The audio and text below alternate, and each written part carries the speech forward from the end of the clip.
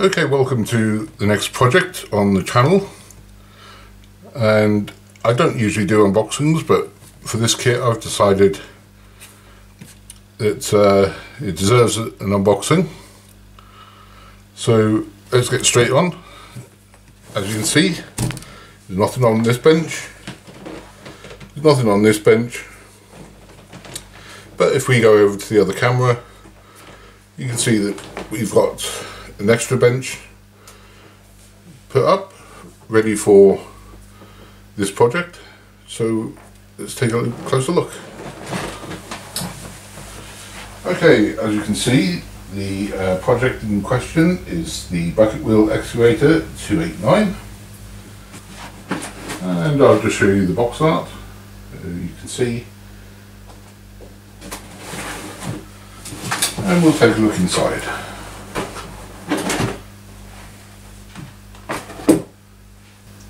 So straight away we have a pack of sprues, set of instructions, decals. There's not many decals to this kit, we'll take a closer look later on. Take out a piece, and you can see that the kit comprises of quite a few additional sprues. There's 25 sprues in total for this kit. Some rigging line, various paints, glue and a paintbrush, and rubber strip for the conveyors. So we'll get rid of the box, and we can take a look at the sprues in more detail. 5 bags of smaller sprues and 1 bag of larger. So just move these pieces out of the way for the time being.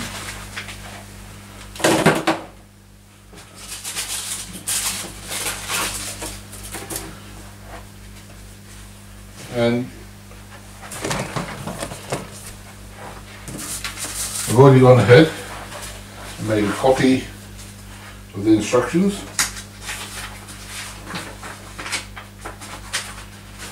and I've labelled each of the sets of sprues with a letter just to make things easier, and I've gone through and I've noted all the part numbers for each stage and corresponding sprue.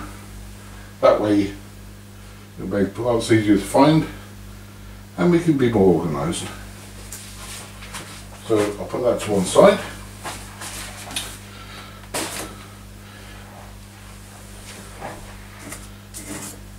And as I'll show later on with the instructions, there's a number of paint mixes in the paints, and I've gone ahead and made these swatches so that I can see the corresponding colours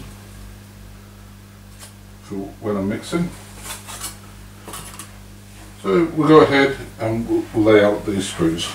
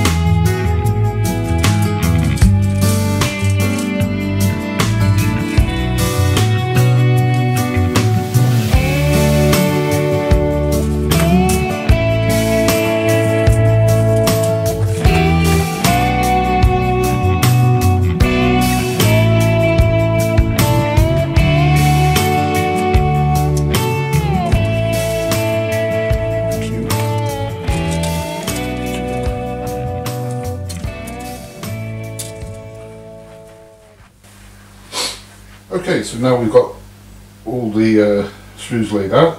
As you can see, we've got some on this bench here and the rest on this bench here. 25 in total. And as you can see, I've used clothes pegs to label each one so that I can cross-reference in the instructions, which we're going to have a closer look at now.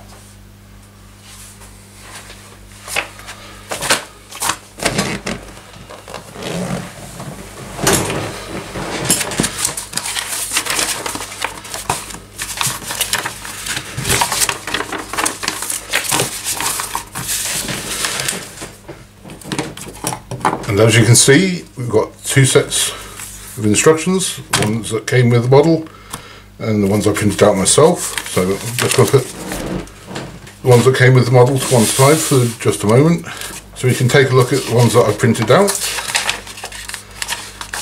And you can see from the paint page, you can see there's a number of paints needed, most of which are sorted out with the equivalent Revell paints, and I've made a couple of swatches for these paints that need to be mixed so I can match the colours, because probably going to have to mix a few batches.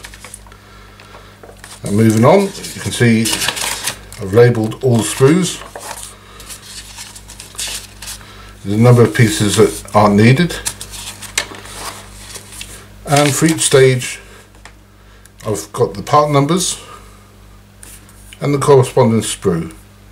So you can see H, J and B, and you can see P for stage 2, and so on throughout the instructions.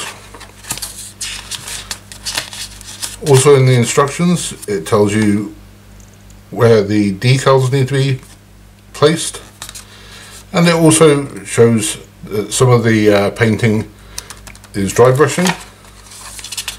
That's for weathering, but we'll take a closer look at that as we move our way through the building process. And as you can see, there's very comprehensive instructions and a total of 38 different stages. And if we take another look at each stage, you can see it takes you through telling you when to glue and when not to glue, and which parts fit into each part, and then each completed section fitting into the next, and so on throughout the instructions. And it also gives you optional stages. As you can see, dry brushing colours H, I, J and the corresponding parts. I've decided that I'm going to build it in 4 distinct sections. So 1, 2, 3 and the base makes 4. And I'll be painting and weathering each section before final building. So that's it for the unboxing. This is going to be quite a long-term project, and I hope you'll come along for the ride, as it's going to be a very interesting model to build. And please like and subscribe, and I'll see you next time.